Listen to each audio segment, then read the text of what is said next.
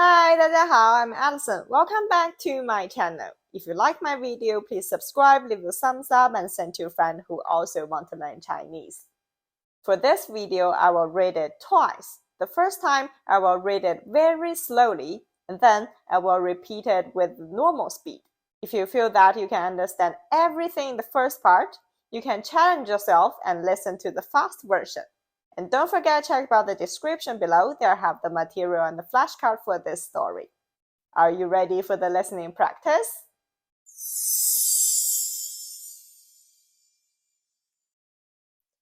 上个星期，小李和朋友们一起去旅行。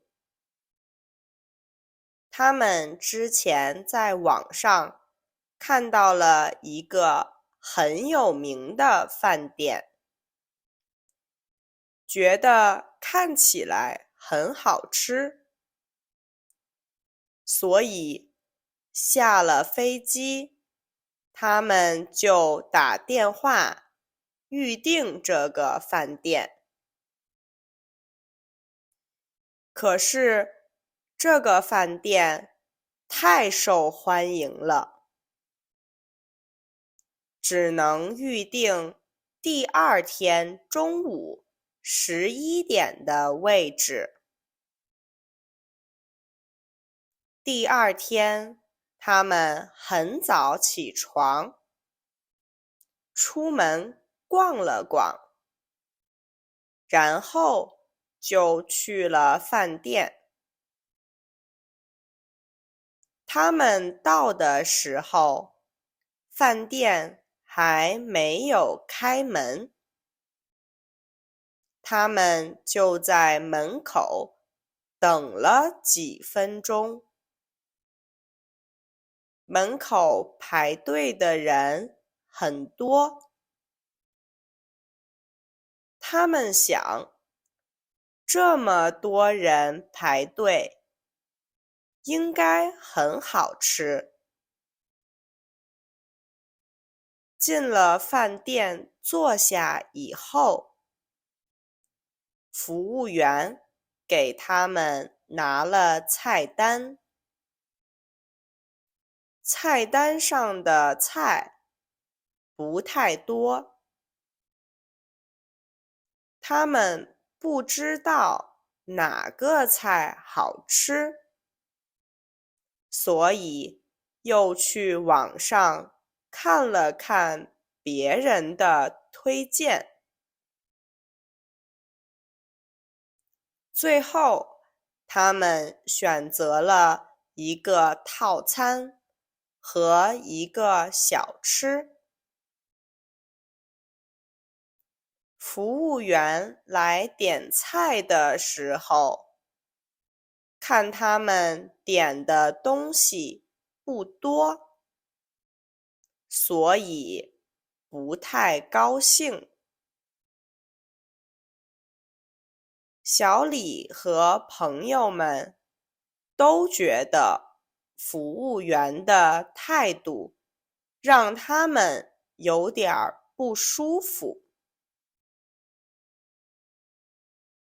他们还点了一瓶水。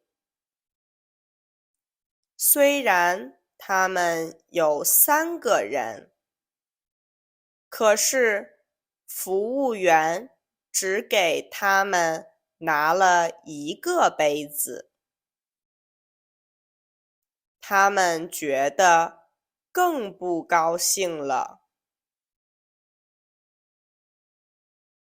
他们问了很多次，服务员才又给了他们2个杯子。菜来了以后，他们尝了尝，觉得没有特别好吃。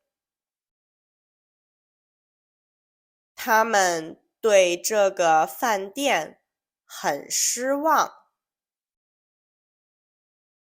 吃完饭以后，小李的朋友就在网上写了自己的评论。他们都觉得以后不会再来这里了。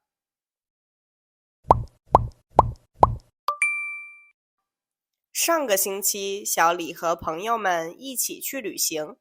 他们之前在网上看到了一个很有名的饭店，觉得看起来很好吃，所以下了飞机，他们就打电话预订这个饭店。